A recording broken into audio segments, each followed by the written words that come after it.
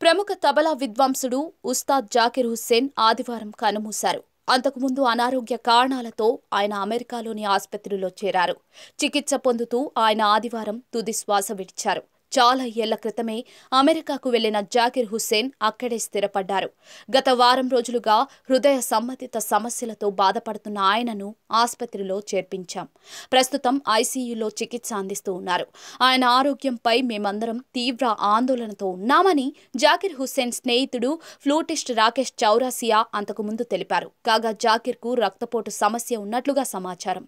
మార్చి 9, 1951న ముంబైలో జన్మించిన జాకిర్ హుస్సేన్ 2023లో పద్మవిభూషణ్, 3 గ్రామీ అవార్డులతో సహా అనేక ప్రశంసలను అందుకున్న ప్రముఖ సంగీతకారుడు.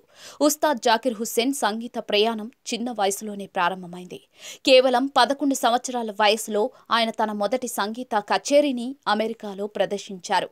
జాకిర్ హుస్సేన్ తొలి album Living in the Material World 1973లో విడుదలైంది. జాకిర్ హుస్సేన్ ప్రత్యేక ప్రతిభకు పేరుగాంచిన తవా, తాలి వంటి వంటగది పాత్రలకు కూడా ఏదైనా చదునైన ఉపరితలాన్ని ఉపయోగించి లయలను అంటే సంగీతాన్ని సృష్టిస్తారు. జాకిర్ హుస్సేన్ అల్లరక ఖురేషి 9 మార్చి 1951న భారతదేశంలోని ముంబైలో జన్మించారు. ఆయన మహింలోని సెయింట్ మైకేల్స్ ఉన్నత పాఠశాలలో చదివారు.